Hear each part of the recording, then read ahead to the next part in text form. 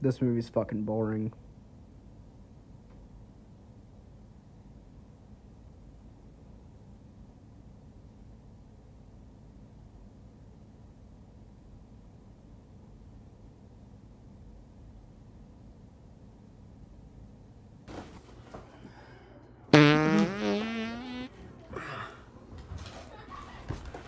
Where? We're in the house, dumbass.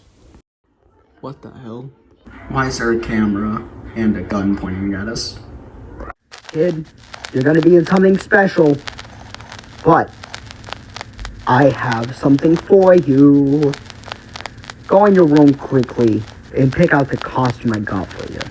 Hello, I'm Al, the Screen Screamer, and today for Bottom Shelf Blockbusters, we're going to be reviewing, without our consent, Manhunt, the video game.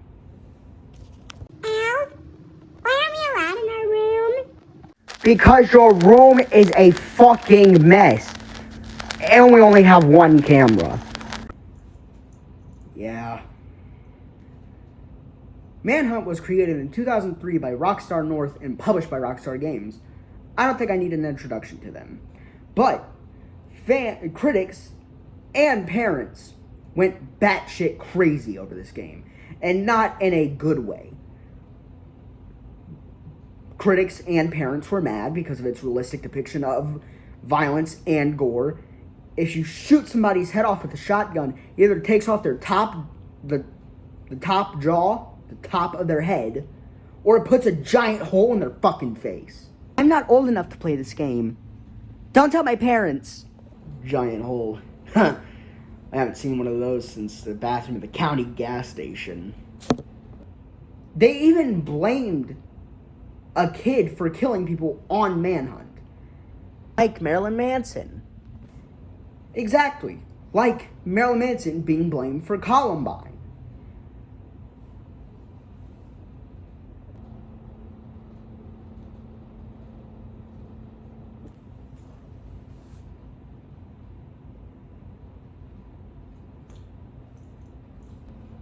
What?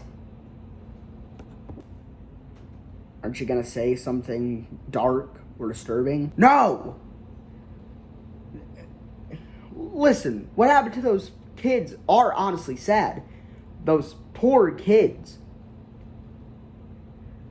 I only make jokes when it's an adult. I'm an evil, not a monster. Anyways, let's see if this game is a bottom shelf blockbuster or a top shelf disaster. It looks like this goes all the way to the top. I can't trust anyone, least of all the police, and time's running out. I've got to get the one piece of evidence that will expose Starkweather without a shadow of a doubt. Footage and testimony of a man who was executed by the state 5 hours ago. The game begins with a cutscene, as you saw. The journalist is talking about taking down the main antagonist, Starkweather, and also talks about the protagonist, James Earl Cash's execution. But since Starkweather works with the police, he has them replace toxic gas with knockout gas. Toxic gas. Just like when a fat person farts. Anyways, James wakes up in a place he doesn't remember. Just like when evil gets us drunk. James picks up an earpiece to be the only one to hear Starkweather, which he is going to need. And he's also going to need earplugs because of how annoying Starkweather is. No, really, Starkweather belittles you any way he can.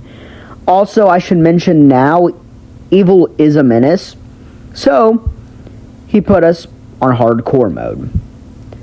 James is now off to his adventure of making a snuff film. If you don't know what snuff film is, I'll have Evil explain it.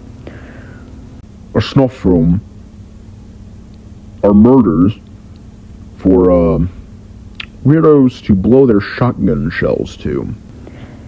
Yeah, I don't get how people can get off to these things. Anyways, we get a tutorial which teaches us how executions work. You hold the left trigger while holding the A or X button close behind an enemy and wait longer for a white, yellow, or red logo. White is the least violent, yellow being violent, and red being gruesome, which is the most violent. We get a plastic bag and an explanation on killing the enemy.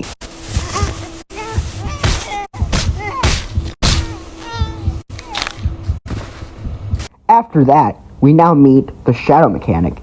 If you hide in the shadows, if you aren't seen, you will be unnoticed unless an enemy runs into you while in the shadows. We hit the fence and hide in the shadows. A Hoods member opens the gate because of the sound. We snuff him out with another plastic bag. Then proceed where we see the health mechanic, which are painkillers, just like Max Payne.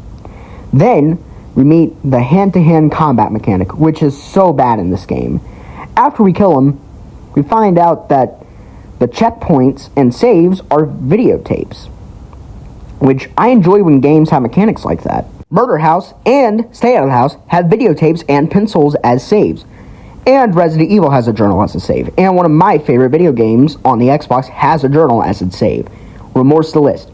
It's a fun mechanic, but now we're on our own to kill the rest of the Hoods in that scene.